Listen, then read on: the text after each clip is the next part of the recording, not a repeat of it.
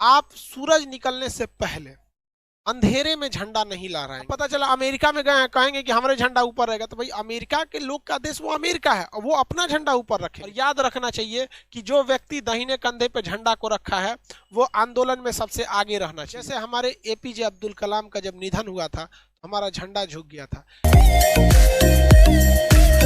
देश की आजादी का प्रस्ताव जैसे ही 22 जुलाई 1947 को संसद में गया था ब्रिटेन में, जब वो मोहर लग गया कि भारत आजाद हो जाएगा, तो 22 जुलाई 1947 को ही भारत के तिरंगा को क्या कर दिया गया, अप्रूवल दे दिया गया। भारतीय तिरंगा को हमारी संविधान सभा ने कैसे सबसे पहले ही दे दिया गया। यहाँ पे कब मिल गया भैया, 22 जुलाई 1947 को हमारे तिरंगा को क्या मिल गया भैया, अनुमति मिल गई थी। इस दिन संविधान में क्या, ब्रिटेन में क्या हुआ था भैया, तय हो गया कि भाई भारत की आजादी अब फिक्स है, तो हमारा तिरंगा हो गया। भारतीय तिरंगे का डिजाइन किसने किया, पिंगली वेंकैया ने किया। इसकी लंबाई और चौड़ाई में जो रेशियो रहता है कितना होता है आपको पता ही होगा, 3:2। लंबाई और चौड़ाई में रेशियो कितना होता है, 3:2। इसके बीच में अशोक चक्र है, एक नेवी ब्लू का कलर का क्या है, चक्र है, जिसमें कितनी तीलियां हैं, 24 तीलियां हैं। ये 24 तीलियां किसको दर्शाती हैं, ये 24 तीलियां हमें दर्शाती हैं कि हमें राष्ट्र निर्माण के लिए 24 घंटे अथक रूप से चलते रहना है। 24 घंटे हमारी देश का विकास होना चाहिए। इसलिए 24 घंटे को विकास को दर्शाने के लिए जो एटीएम 24 घंटे खुले रहते हैं और हफ्ता में 7 दिन चलते हैं, 24/7 इसे लिखा जाता है। 24/7 24 आवर हम अपने राष्ट्र निर्माण के लिए बढ़ते रहें। हरा रंग हरियाली, केसरिया बलिदान का, सफेद रंग शांति के लिए। हम कभी किसी देश पे लड़ाई वगैरह नहीं करते हैं। हाँ, हमको अगर कोई मारेगा तो हम कूचेंगे, ये बात तो कंफर्म है। केसरिया रंग किसे दर्शाता है, बलिदान का दर्शाता है। कुछ लोग कहते हैं केसरिया नहीं होगा, कुछ लोग कहेंगे हरा नहीं होगा। अरे हमारा देश का तिरंगा सबसे बेहतर है। हरा क्या हरियाली कोई मिटा सकता है, केसरिया के आसमान और सूरज के रंग को कोई बदला जा सकता है, नहीं। तो देखिए हमारा जो है बलिदान का, केसरिया एक्चुअली किस चीज के लिए, बलिदान के लिए है। हरा रंग किसके लिए, हरियाली के लिए। हमारा देश हरा भरा है भाई, मेरे देश की धरती। इसमें गलती कैसे कर देता है लड़का सब। हम बचपन में छोटे थे तो तिरंगा बनाना था ना, तो हमने गलती से क्या किया, केसरिया को नीचे कलर कर दिया, ग्रीन को ऊपर कलर कर दिया। अब छोटे बच्चे हम लोग थे, लोग 4-5 में पढ़ते थे, और टीचर हमको समझाएं कि देखो बाबू ऐसा गलती नहीं करना। हम कहे कि सर हमारे दिमाग से उतर जाता है कि केसरिया ऊपर रहेगा, ग्रीन। तो हमको बड़ा प्यार से समझाए, देखो बाबू हरियाली जो होती है वो कभी ऊपर हरियाली थोड़ी होती है आसमान में। हरियाली जब भी आएगी तो नीचे रहती है, जमीन पे हरियाली रहती है। हाँ सर, इसका मतलब हरा नीचे रहेगा। और सूरज का रंग केसरिया होता है, वो कहाँ जमीन पर रहेगा, नहीं तो ऊपर रहेगा। तो छोटे बच्चों को ऐसे ही समझाया जाता था, हमने गलती कर दिया था। हमारा झंडा रूल के हिसाब से आप सूरज निकलने से पहले अंधेरे में झंडा नहीं लहराएंगे। सूरज निकलने से पहले अंधेरे में झंडा नहीं लहराएंगे। यानी जब भी झंडा लहराना है तो जब सूरज निकल जाए तो सूर्योदय की रोशनी में, सूर्य की रोशनी में हमारी झंडा का तोलन होना चाहिए, फ्लैग होस्टिंग एकदम। और जब सूरज ढलने लगे तो हमारी झंडा का अपमान न हो, अंधेरे में हमारी झंडा को कोई देख ना सके, हमारे वीरों के बलिदान को, हमारी मिट्टी की हरियाली को जब कोई देख ना सके, तो हम लोग को झंडा क्या कर लिया जाता है, सूर्यास्त के बाद उतार लेना चाहिए। झंडा में नियम है कि जब भी कोई व्यक्ति झंडा में लेके आगे चलेगा आंदोलन वगैरह में, तो दाहिनी हाथ उसका ऊपर रहना चाहिए और बायां हाथ उसका नीचे रहना चाहिए। इस तरह से वो फ्लैग मार्च को लेकर चलेगा। यहाँ पे झंडा को इस तरह से, ये नहीं कि दाहिना हाथ कहाँ रहना चाहिए, ऊपर रहना चाहिए, राइट हैंड इस तरह से लेके वो मार्च करके चलेगा।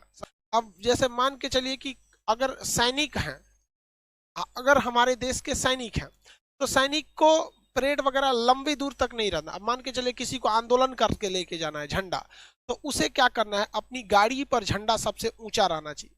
अगर आप किसी धार्मिक झंडे को इस झंडे के साथ लगाना चाहते हैं, या भारत में रहकर किसी अन्य देश का झंडा लगाना चाहते हैं, तो कोई भी झंडा भारत के झंडा से ऊपर नहीं हो सकता। जैसे मान के चलिए किसी को अपना केसरिया झंडा लगाना है, किसी को हरा, किसी को लाल, किसी को गुलाबी, किसी को कुछ भी, तो वो इस झंडे से नीचे रहना चाहिए। हमेशा हमारे नेशनल फ्लैग का रेस्पेक्ट बना रहना चाहिए। हमारे झंडे से ऊपर किसी का झंडा नहीं रहना चाहिए, किसी को कोई दिक्कत नहीं। देश के अंदर अब पता चला अमेरिका में गए हैं, कहेंगे कि हमारे झंडा ऊपर रहेगा, तो भाई अमेरिका के लोग का देश वो अमेरिका है और वो अपना झंडा ऊपर रखेंगे, तो ये तो बेवकूफी हो जाएगी ना भाई। आपका नियम अपने देश में लगता है। अब एक चीज और ध्यान दीजिएगा, मान के चलिए रूस के राष्ट्रपति व्लादिमीर पुतिन भारत में आए, तो व्लादिमीर पुतिन जब भारत आते हैं तो बताइए उनके सामने उनका झंडा नीचे रखेंगे, हमारा झंडा ऊपर हो जाएगा, तो भाई उनको भी तो खराब लगेगा। हर व्यक्ति को तो अपना देश प्यारा होता है। तो जब कई सारे झंडे एक साथ लगे हों तो भारत का झंडा उस झंडे के दाहिने साइड रहना चाहिए। किस कहाँ रहना चाहिए? दाहिने साइड। मान के चलिए रूस अभी हमारा मित्र है, तो हमारा अपने मित्र को तो हम भी निराश नहीं ना करेंगे। नेशनल भाई सबके लिए इक्वलिटी की बात है। तो जब कभी भी आप अपने देश में किसी दूसरे के झंडे को बराबरी रखते हैं, जैसे कोई भी देश, आप पाकिस्तान वालों की बात नहीं कर, भारत वाले, रूस वगैरह की बात, तो हमें क्या करना है, उसको राइट साइड में रखना है। अपने झंडे को कहाँ रखना है? राइट साइड में। अगर कोई आंदोलन या जैसे किसान आंदोलन चल रहा है तो किसी को अगर उसमें तिरंगा लेके जाना है और अगर दाहिनी हाथ से उठा के ऐसे थक गया है बेचारा, कितना दूर ले जाएगा? सैनिक तो है नहीं, आम आदमी सैनिक की तो नहीं रहता है, तो उसे अपने दाहिने कंधे पे क्या करना है? झंडे को ऐसे रखना है, दाहिने कंधे पे झंडे को रख के लेके चलना है। और याद रखना चाहिए कि जो व्यक्ति दाहिने कंधे पे झंडा को रखा है वो आंदोलन में सबसे आगे रहना चाहिए। आंदोलन में क्या रहना चाहिए? सबसे आगे रहना चाहिए। और झंडा कभी भी जमीन से टच नहीं होना चाहिए, इससे हमारे झंडे की क्या हो जाएगी? बेइज्जती होगी।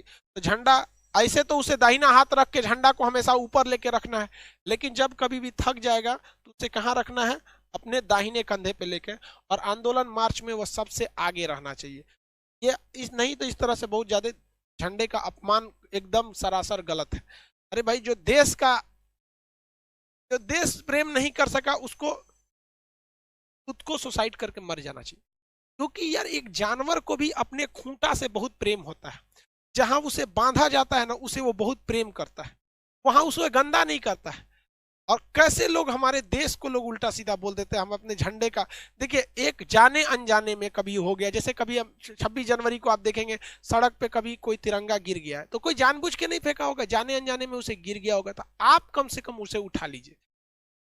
जो अपने देश का सम्मान नहीं कर सकता उसे नरक में भी जगह नहीं देना चाहिए, उसके लिए नरक से एक अलग नरक बनाना चाहिए, तो उसको मरक बनाए, उसको राष्ट्र चीज हमेशा आगे रहना चाहिए। लेकिन कभी कभी हमारे देश पे बहुत बुरा संकट आ जाता है, तो जब कभी भी देश पर बुरा संकट आता है तो झंडा को उल्टा लहरा दिया जाता है। भाई हमारे देश का झंडा सबसे अच्छा रहना चाहिए, तिरंगा बातें अलग है भाई। हमारे देश के झंडा की सबसे बेहतरीन, पहली बार भारतीय झंडे को विदेश में किसने लहराया था? किसी ने कोई बता सकते हैं? जर्मनी के शहर स्टुगार्ट्स में लहराया गया था 1907 में।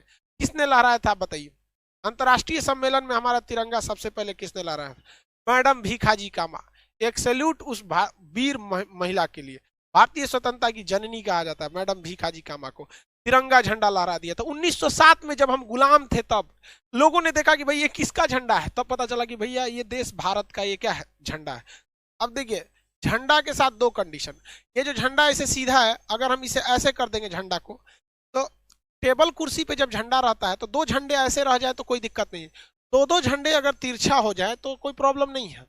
जैसे ये देखिए, अभी कोई दिक्कत नहीं, अभी कोई दिक्कत नहीं है, अभी कोई दिक्कत नहीं। लेकिन अगर हमारे राष्ट्रीय स्मारक जैसे सुप्रीम कोर्ट, राष्ट्रपति भवन, इस सब पे अगर जो झंडा सीधा लगता है वहां का झंडा तिरछा नहीं होना चाहिए। जैसे राष्ट्रपति भवन का झंडा है, अगर इस झंडे को इस तरह से झुका दिया गया तो समझ जाइएगा कि देश का बहुत बड़ा क्षति हुआ। राष्ट्रीय शोक अगर होता है, दुख दर्शाया जाता है कि ऐसा दुख जो पूरे देश को लगा है, तो उसमें राष्ट्रीय झंडा झुकना चाहिए। जैसे हमारे एपीजे अब्दुल कलाम का जब निधन हुआ था तो हमारा झंडा झुक गया था। हमारे पूर्व प्रधानमंत्री अटल बिहारी वाजपेयी जी का जब निधन हुआ था तो हमारा झंडे को क्या किया गया था? झुका दिया गया था। तो जब देश को एक अभूतपूर्व एक बहुत बड़ी क्षति हो जाती है, कोई बहुत बड़ा देशभक्त या बहुत बड़े व्यक्ति की जब निधन हो जाती है, तो राष्ट्रीय शोक मनाने के लिए, ये दिखाने के लिए कि हमारा पूरा देश आज शोक में डूबा हुआ है, हम अपने झंडे को क्या करते हैं? झुका देते हैं। अब एक होता है उल्टा झंडा। उल्टा झंडा का मतलब ऐसे नहीं होता है कि लकड़ियां ऊपर कर देंगे, ये उल्टा झंडा नहीं है। उल्टा झंडा का सेंस क्या होता है कि केसरिया कहाँ हो जाएगा? नीचे। केसरिया कहाँ हो जाएगा? नीचे। और ग्रीन वाला कहाँ हो जाएगा? ऊपर।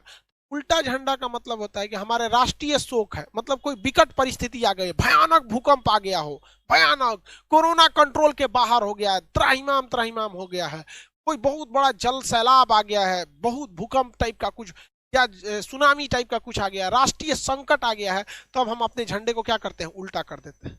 अपने झंडे को क्या करते हैं, उल्टा कर देते हैं। भगवान न करे कभी हमारे देश पे ऐसा संकट आए, हमारी भारत माँ का झंडा हमेशा लहराता रहे शान से एकदम। यहाँ पर राष्ट्रीय शोक जो है भाई हमारे देश में कभी कभी तो होते ही रहते हैं, जैसे तो साइंटिस्ट अब्दुल कलाम, अटल बिहारी वाजपेयी, ये लोग हमारे, इनका गुजरना हमारे लिए भाई साहब एक तो बहुत बड़ा क्षति है। भगवान न करे हमारे झंडा कभी उल्टा हो, ऐसा कोई संकट ना आए देश पर, भगवान स्पेशल ध्यान दीजिएगा, हमारा देश का झंडा सीधा ही रहे।